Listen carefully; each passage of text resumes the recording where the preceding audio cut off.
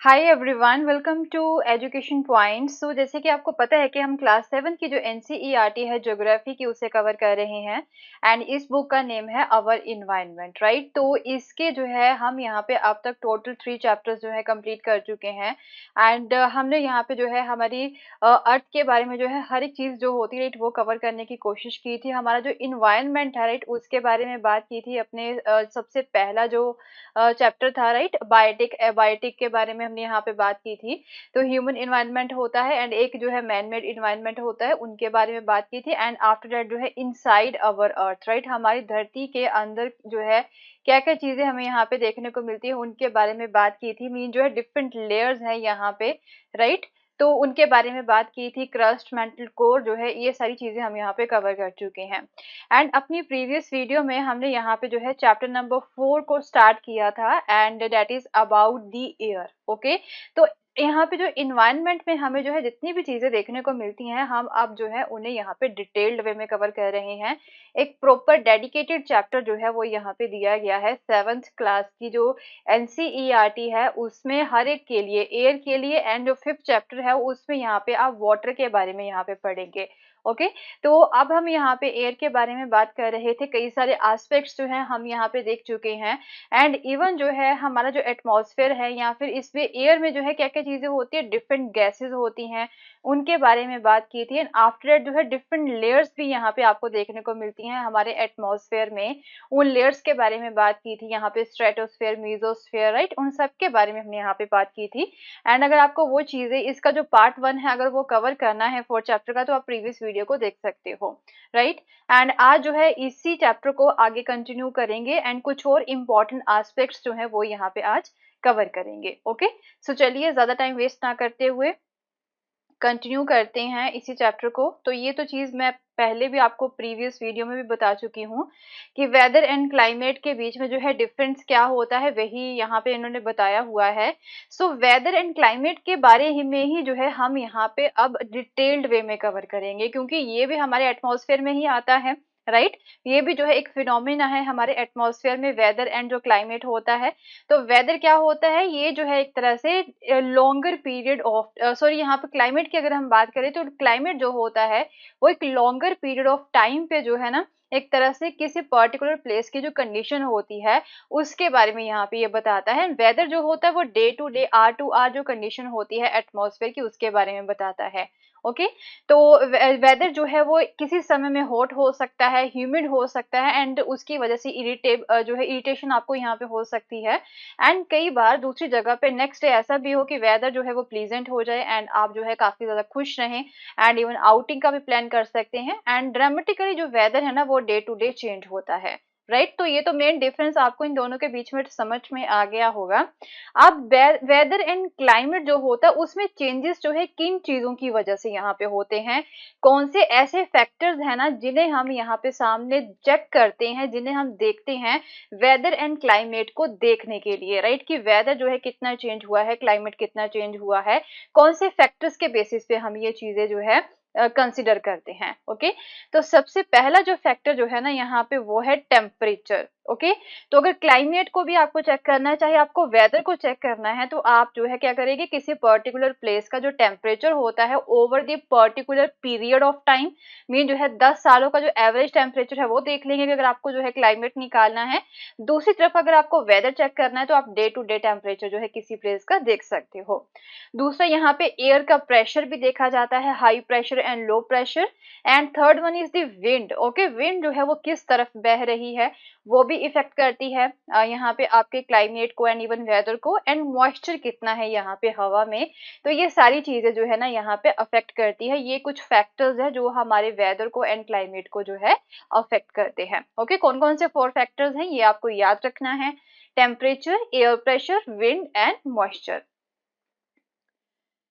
सो temperature के बारे में देख लेते हैं। तो टेम्परेचर जो होता है, आप यहाँ पे अगर बात करें, you feel every day is the temperature of the atmosphere, so the degree of hotness and coldness of the air is known as temperature. Okay, तो कितना ज्यादा गर्म है, कितनी डिग्री ऑफ हॉटनेस है, कितनी डिग्री ऑफ कोल्डनेस है, हवा हवा जो है कितनी ठंडी है, हवा जो है कितनी गर्म है, उसकी डिग्री को जो है यहाँ पे मेजर किया जाता है, उसे हम टेम्परेचर बोलते हैं। Okay, so the temperature of the atmosphere changes not only between day and night but also from season to season, right? ये भी आपको पता है कि टेम्परेचर जो है वो जैसे कि दिन का ज्यादा होता है एंड रात को थोड़ा सा कम हो जाता है, उसके अलावा सीजन टू सीजन भी यहाँ पे टेम्परेचर चेंज होता है। जैसे कि समर्स होते हैं, वहां पे टेम्परेचर ज्यादा होता है उस समय में, जब यहाँ पे विंटर्स होती हैं तो टेम्परेचर कम होता है। Okay, summers are hotter than the winters.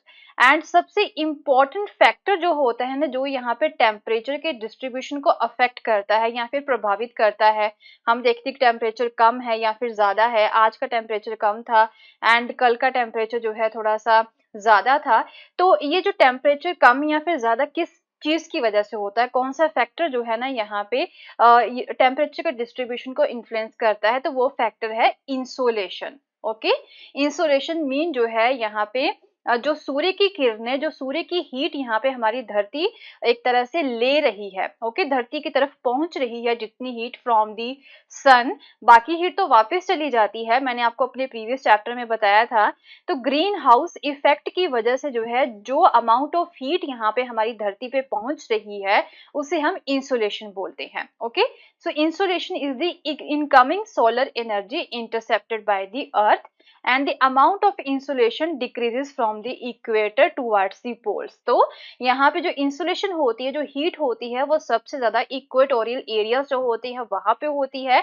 But जब हम यहाँ पे इक्वेटर से जो पोल्स होते हैं हमारे, नॉर्थ पोल साउथ पोल की तरफ अगर जाएं, तो वहां पे जो इंसुलेशन जो होती है वो थोड़ी सी स्लैंट हो जाती है। मैं आपको पहले भी बता चुकी हूँ कि इक्वेटर के ऊपर जो है यहाँ पे सूर्य की किरणें सीधी पड़ती हैं and on the other hand जो पोल्स होते हैं वहां पे सूर्य की किरणें जो है वो काफी कम पड़ती हैं।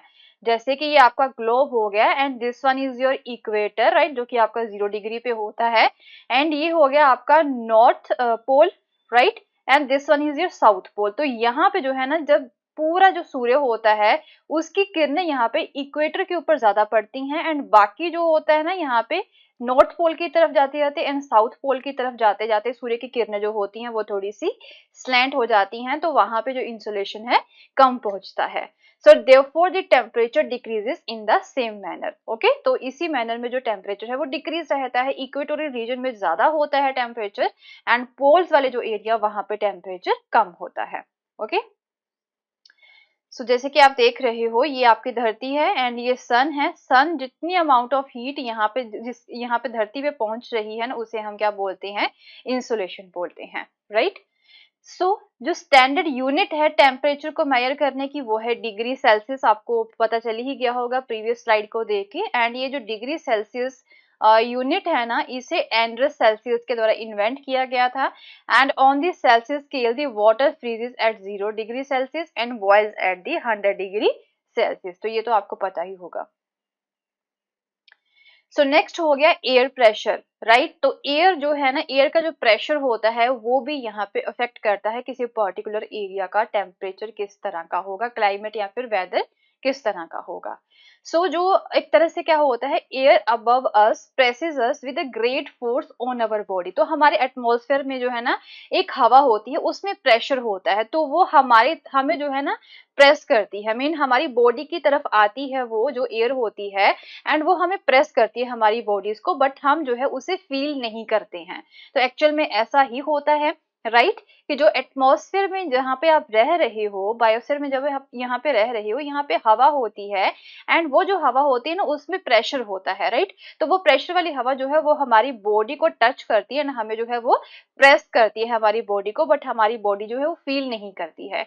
क्यों फील नहीं करती है? क्योंकि हमारी बॉडी में भी जो है ना, हमारी बॉडी से भी जो है बाहर की तरफ जो है प्रेशर लगता है। तो एक काउंटर प्रेशर होता है हमारी बॉडी की तरफ से। ओके, मीन एक बाहर से प्रेशर आ रहा है, एक हमारी बॉडी के अंदर से जो है प्रेशर यहाँ पे जा रहा है। वो जो बॉडी के अंदर वाला काउंटर प्रेशर है वो यहाँ पे बाहर वाली प्रेशर को जो है ना रोक रहा है। ओके, तो इसी की वजह से यहाँ पे क्या होता है कि हमें फील नहीं होता है ये वाला एयर का pressure. So this is because the air presses us from all the directions and our body exerts a counter pressure. Okay, तो हमारी बॉडी भी जो है एक काउंटर प्रेशर यहाँ पे छोड़ती है, चाहे हमें हवा प्रेस कर रही है चारों तरफ से, बट हमारी बॉडी के अंदर भी एक प्रेशर होता है जो यहाँ पे इस हवा को हमारी बॉडी तक पहुंचने से रोकता है. So air pressure is defined as the pressure exerted by the weight of air on the earth surface. तो air pressure क्या होता है कि एक हवा में जो है कितना amount of pressure यहाँ पे available है, उसका weight कितना है हवा में, right, उसे air pressure बोला जाता है. हवा का weight कितना है. ओके, सो हवा जो है वो लाइट भी हो सकती है एंड जो है वो हैवी भी हो सकती है.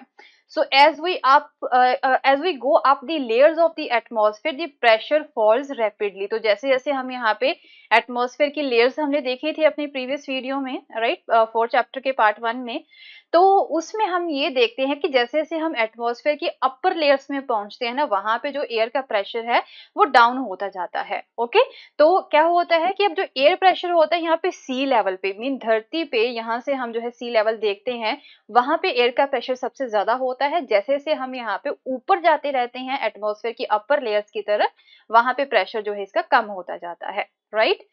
So horizontally, the distribution of air pressure is influenced by the temperature of air at a given place. Okay, तो air का pressure जो है वो कितना होगा किसी particular जगह पे, ये किस चीज के ऊपर डिपेंड करता है, ये डिपेंड करता है उस particular place के temperature के अकॉर्डिंग. ओके, किसी particular place का temperature कितना है उसी के अकॉर्डिंग ही वहां पे air का pressure होगा, राइट. तो यहाँ पे temperature ज्यादा है, वहां पे जो एयर है वो जल्दी ही गर्म हो जाती है, राइट. जब हवा जो है गर्म होती है तो उसका जो वेट है ना वो कम हो जाता है एंड फिर जो है वो ऊपर उठना स्टार्ट हो जाती है. ओके, तो ये चीजें आपको याद रखनी है. ओके, जिस जगह पे यहाँ पे टेम्परेचर ज्यादा होता है, जिस प्लेस पे टेम्परेचर ज्यादा होता है, वहां पे जो हवा होती है वो भी गर्म हो जाती है. तो जब हवा गर्म होती है तो उसका जो वेट है वो कम हो जाता है एंड वो हवा फिर क्या होती है, ऊपर उठना स्टार्ट हो जाती है. तो इस स्थिति को हम क्या बोलते हैं, इस कंडीशन को हम लो प्रेशर एरिया बोलते हैं, right. So low pressure is associated with the cloudy skies and the wet weather. फिर इसकी वजह से क्या होता है, जिस जगह पे लो प्रेशर एरिया बन जाता है वहां पे जो स्काई होते हैं वो क्लाउडी हो जाते हैं एंड वेदर जो है वो ह्यूमिडिटी वाला हो जाता है. ऑन दी अदर हैंड, जिस जगह पे टेम्परेचर कम होता है तो एयर जो है वो ठंडी रहती है एंड वो क्या होती है, वो हैवी होती है एंड एयर जो है वो फिर और भी नीचे आना स्टार्ट हो जाती है, जिसकी वजह से फिर क्या होता है, हाई प्रेशर एरिया जो है वहां पे बन जाता है. ओके, सो जब जिस जगह पे हाई प्रेशर एरिया होता है वहां पे जो स्काईज होती हैं वो काफी साफ होता है एंड सनी होता है, right. So the air always moves from the. तो ये जो एयर की मूवमेंट होती है कि वो बहती किस दिशा से किस दिशा की तरफ है, तो हमेशा ही वो जो है हाई प्रेशर एरिया से toward the low pressure area की तरफ बहती है. मीन सपोज यहाँ पे हाई प्रेशर है, यहाँ पे एयर है, ओके, तो वो यहाँ पे जो है लो प्रेशर बना हुआ है, तो एयर जो है वो इस डायरेक्शन में ही मूव होगी, high pressure to low pressure की तरफ, राइट. सो यहाँ पे एक फैक्ट दे रखा है कि मून में यहाँ पे कोई हवा भी नहीं है, दैट इज वाई जो है वहां पे एयर प्रेशर ही नहीं है. तो इसी की वजह से जब आप देखते होंगे कि एस्ट्रोनॉट्स जब कभी भी मून पे जाते हैं तो उन्होंने जो है ना एक स्पेशल प्रोटेक्टिव स्पेस सूट्स जो होते हैं वो यहाँ पे पहने होते हैं, जिसमें जो है हवा भर रखी होती है जब कभी भी वो मून पे जाते हैं. तो अगर वो इन स्पेस सूट्स को ना पहने तो, क्योंकि क्या होता है कि हमारी बॉडी के अंदर तो काउंटर प्रेशर होता ही है, राइट. तो वहां पे जो बाहर एटमॉस्फेयर है ना, वहां पे भी एयर का प्रेशर होना चाहिए, तभी हम सरवाइव कर पाते हैं. बट वहां पे तो एयर प्रेशर है नहीं, तो डेट इज वाई उन्हें जो है ऐसे सूट्स पहने पड़ते हैं जिसमें जो है हवा भरी होती है एंड जो बॉडी का काउंटर प्रेशर है ना, फिर उसकी वजह से वहां पे बैलेंस बना रहता है. ओके, अगर वो ऐसे स्पेस सूट्स वहां पे ना पहने तो बट हमारी बॉडी से तो काउंटर प्रेशर निकलता जाएगा, जिसकी वजह से जो बॉडी है ना एस्ट्रोनॉट्स की, उसके जो ब्लड वेसल्स हैं वो बस्ट हो जाएंगी एंड जो एस्ट्रोनॉट्स है वो ब्लीड होना स्टार्ट हो जाएंगे. ओके, तो बैलेंस बनाना यहाँ पे जरूरी है, दैट इज वाई वहां पे एयर नहीं है. तो उसी वो जो आर्टिफिशियल एयर जो है क्रिएट करने के लिए हमारी बॉडी के अंदर काउंटर प्रेशर जो होता है उसके लिए एक ऐसा सूट इन्हें पहनना पड़ता है जिसमें क्या होता है, जिसमें एयर भरी होती है. ओके, सो नेक्स्ट है wind. So the movement of air from high pressure area to the low pressure area is called the wind. अब वैसे ही आपको बता ही चुकी हूँ कि wind किसे हम यहाँ पे बोलते हैं, हवा जो होती है, हवा बहती है। तो जब हवा जो है मूव करती है from the high pressure to the low pressure area, उसे हम विंड बोल देते हैं। ये आपको बता ही चुकी कि मूवमेंट किस तरफ होती है विंड की, हमेशा ही हाई प्रेशर से लो प्रेशर एरिया की तरफ जो है विंड होती है। Okay, so you can see wind at work as it blows dry leaves down the pavement or uproots trees during a storm. Okay, तो आपको पता है कि विंड जो है क्या क्या करती है, यहाँ पे पत्ते उखाड़ देती है। जब कभी स्टॉर्म आता है तो इवन ट्रीज के जो अपरूट्स होती है वो भी यहाँ पे उखाड़ देती है। Right, sometimes when the wind blow gently, तो जब कभी विंड जो है वो काफी स्लोली ब्लो करती है तो हल्के हल्के जो स्मोक होता है या फिर फाइन डस्ट होती है उसे वो ब्लो कर देती है। ओके, एंड कभी कभी विंड जो है ज्यादा स्ट्रांग हो जाती है कि उसके अगेंस्ट हम चल भी नहीं पाते हैं। सो अब विंड का जो नेम है वो किस तरह से पड़ा है, wind is name after the direction from which it blows. Okay, तो विंड के जो है कई तरह के नेम्स होते हैं, कई बार इसे वेस्टर्ली बोला जाता है, ईस्टर्ली भी बोला जाता है।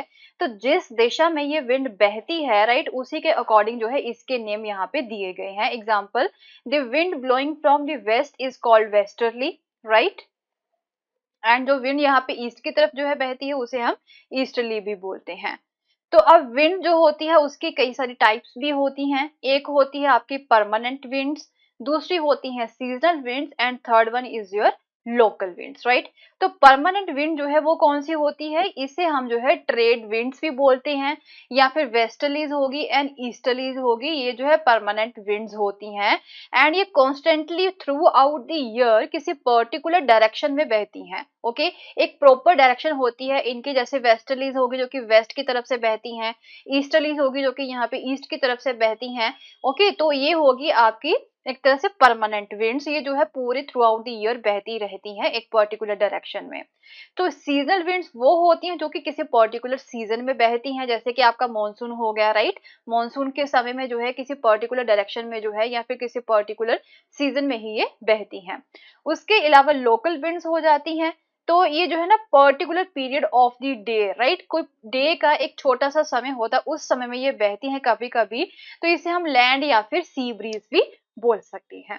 ओके, तो ये होगी आपकी टाइप्स ऑफ विंड्स। अब मॉइस्चर जो होता है, राइट, वो भी इफेक्ट करता है आपके क्लाइमेट को एंड टेम्परेचर को।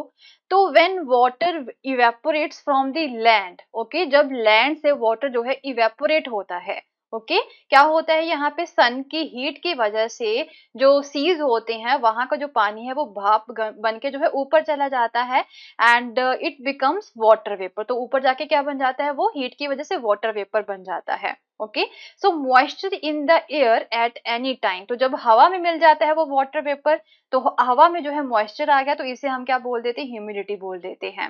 सो when the air is full of water vapour, तो जब हवा में जो है टोटली वाटर वेपर होता है तो उसे हम जो है उस दिन को ह्यूमिड डे बोल देते हैं। तो as the air get warmer its capacity to hold the water vapour increases and so it becomes more and more humid. तो जब क्या होता है यहाँ पे कि हवा गर्म होती है ना, तो उस समय में इसकी जो कैपेसिटी होती है ना वाटर वेपर को होल्ड करने की, वो बढ़ती जाती है, एंड ये ज्यादा से ज्यादा जो है ये ह्यूमिड होती जाती है।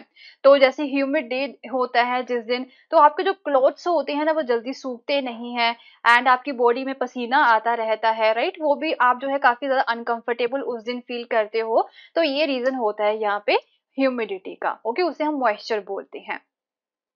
तो ये कुछ रेनफॉल की टाइप जो है वो बता रखी हैं, आगे जाके देखते हैं कि यहाँ पे साइक्लोनिक रेनफॉल होती है, तो इसी मॉइस्चर की वजह से जो है ये रेनफॉल्स यहाँ पे होती है। Okay, so when the water vapour rises, अब क्या होता है कि ये हवा में अब वाटर वेपर है, तो ये जब राइज हो जाएगा, ऊपर पहुंच जाएगा, तो वहां पे जो क्या होता है ये कूल डाउन होना स्टार्ट हो जाता है।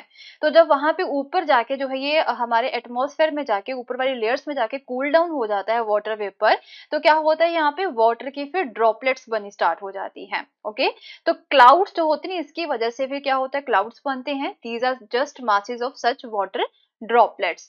So when these droplets of water become too heavy to float in the air, then they become down as a precipitation. फिर जब ये हवा में नहीं ज्यादा देर तक नहीं रुक पाते हैं, ज्यादा हैवी हो जाती हैं ये जो ड्रॉपलेट्स, इसमें पानी ज्यादा भर जाता है, तो फिर ये प्रेसिपिटेशन की फॉर्म में जो है इसकी मीन बारिश बन जाती है, एंड ये फिर क्या होता है, इसके थ्रू यहाँ पे बारिश होती है। So precipitation that comes down to the earth in liquid form. फिर अब ये जो प्रेसिपिटेशन यहाँ पे धरती पे आता है लिक्विड फॉर्म में, इसे हम रेन बोलते हैं। एंड मोस्टली जो ग्राउंड वाटर है ये जो है रेन वाटर से ही आता है। एंड प्लांट्स जो है ना फिर वो हमें हेल्प करते हैं कि हम यहाँ पे पानी को प्रिजर्व भी कर सकें। So when the trees on hill sides are cut, फिर हम क्या करते हैं, हमारे ह्यूमन एक्टिविटीज की वजह से हमने क्या किया हुआ है कि हिल साइड्स जो है वो यहाँ पे हिल साइड्स पे जो ट्रीज है वो काट दिए हैं। ओके, तो उसकी वजह से जो है फिर पहाड़ों से ज्यादा पानी जो है वो मैदानी एरिया में आके जो है आना स्टार्ट हो जाता है, क्योंकि वहां पे रुक नहीं पाता है। राइट, क्योंकि ट्रीज के जो रूट्स होते हैं वो तो पानी को रोकते हैं, बट अगर हम ट्रीज को ही काट देंगे तो पानी कैसे रोका जाएगा वहां पे। तो वो मैदानी एरिया में आना स्टार्ट हो जाता है, तो फिर क्या होता है, यहाँ पे फ्लड्स वगैरह आ जाते हैं मैदानी एरिया में। ओके, सो अब क्या होता है, on the basis of the mechanism there are three types of the rainfall. Okay, तो रेनफॉल जो होती है ना यहाँ पे, उसे हम जो है थ्री टाइप्स में डिवाइड कर सकते हैं। एक होती है आपकी कन्वेक्शनल रेनफॉल, दूसरी होती है ओरोग्राफिक रेनफॉल, एंड तीसरी होती है साइक्लोनिक रेनफॉल। ऑल्दो जो रेनफॉल का जो है ना एक प्रॉपर डेडिकेटेड चैप्टर है आगे आने वाली बुक्स में, वहां पे हम डिटेल वे में कवर करेंगे। थोड़ा सा बेसिक सा जो है ना यहाँ पे बताने की इन्होंने कोशिश की हुई है डायग्राम के थ्रू, तो वो समझ लेते हैं अभी के लिए। तो क्या होता है यहाँ पे कन्वेक्शनल रेनफॉल की हम बात करें, यहाँ पे सन आप देख पा रहे हो, यहाँ पे सी है। हीट की वजह से क्या होता है यहाँ पे कि जो है ना हीट की वजह से यहाँ पे ये क्या होता है कि ये जो है ना इवेपोरेशन होनी स्टार्ट हो गई। ओके, हवा के साथ साथ जो है ना हवा में जो है यहाँ पे मॉइस्चर भी साथ में ऐड हो गया, तो ऊपर जाके जो है क्या होता है यहाँ पे ये बादल बन गए। ओके, तो यहाँ पे जो भी ये बादल हैं ये फिर ये वाली एयर जो है वो ठंडी हो गई, तो उसकी वजह से यहाँ पे लैंड के ऊपर जो है फिर बारिश होनी स्टार्ट हो गई। This one is known as a convectional rainfall. Right, mean ये सी है, यहाँ से यहाँ का जो पानी है वो हीट की वजह से इवेपोरेट होना स्टार्ट हो गया, एंड ये जो मॉइस्चर है वो ये हवा जो है यहाँ पे ओके उसके साथ ऐड हो गया, एंड ऊपर जाके जो है ये क्या बन गया, आपके क्लाउड्स बन गए। इसी की वजह से यहाँ पे जो है प्रेसिपिटेशन होना स्टार्ट हो गया लैंड की तरफ। ओके, इसे हम जो है क्या बोलते हैं, कन्वेक्शनल रेनफॉल बोलते हैं। एंड पीछे यहाँ पे जो है ओरोग्राफिक रेनफॉल है। ओरोग्राफिक क्या होती है, जो रेनफॉल यहाँ पे माउंटेन्स पे जाके जो है होती है। ओके, माउंटेन्स के ऊपर जो है होती है, उसे हम ओरोग्राफिक बोलते हैं। जैसे कि ये सी है, ओके ये विंड है, एंड हीट की वजह से यहाँ पे सी का जो पानी है वो इवेपोरेट होना स्टार्ट हो गया, हवा के साथ ये मिक्स हो गया, बट ये जो है ना ऐसे जा रहा है ऊपर, जैसे इसकी दिशा में बिल्कुल स्लोप में जो है ये ऊपर जा रहा है ऐसे। ओके, ऊपर जाके क्या हो गया, ये एयर जो है वो कूल हो गई, and condenses forming the clouds, यहाँ पे क्लाउड्स बन गए, फिर यहाँ पे जो है बारिश होनी स्टार्ट हो गई। ओके, फिर एयर जो है ना यहाँ से नीचे भी आती है। ओके, यहाँ नीचे भी आती है, फिर यहाँ पे भी आके जो है फिर बारिश होती है। मीन पहाड़ के ऊपर वाले एरिया में बारिश होती है, फिर नीचे भी यहाँ पे होती है। ओके, इसे हम ओरोग्राफिक रेनफॉल बोलते हैं।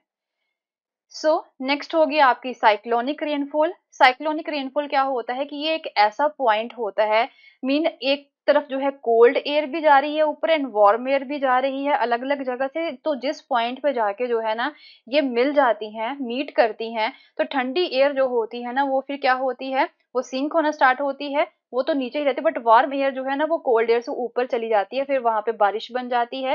तो इसकी वजह से ना एक साइक्लोन सा जो है वो यहाँ पे बन जाता है। ओके, मीन एक तरफ से कोल्ड एयर आ रही है, दूसरी तरफ से वार्म एयर आ रही है, एक पॉइंट पे यहाँ पे ये मिल गई। ओके, एक दूसरे के साथ इनका इंटरेक्शन हुआ, तो एक साइक्लोन सा जो है वहां पे बन जाता है, तो फिर उस एरिया में यहाँ पे बारिश होनी स्टार्ट हो जाती है, उसे हम साइक्लोनिक रेनफॉल बोलते हैं। Right, so with this we have completed the chapter number 4, and in our next video we will start the chapter number 5, and उसमें हम जो है another aspect जो है that is the water, right, water के बारे में हम बात करेंगे। उसमें जो tides है, right, tides आपके लिए बहुत ज़्यादा important है, उनके बारे में बात करेंगे। so अगर आपको मेरा कोर्स पसंद आया तो उसे शेयर करना ना भूलें। Thank you so much, have a nice day, bye bye.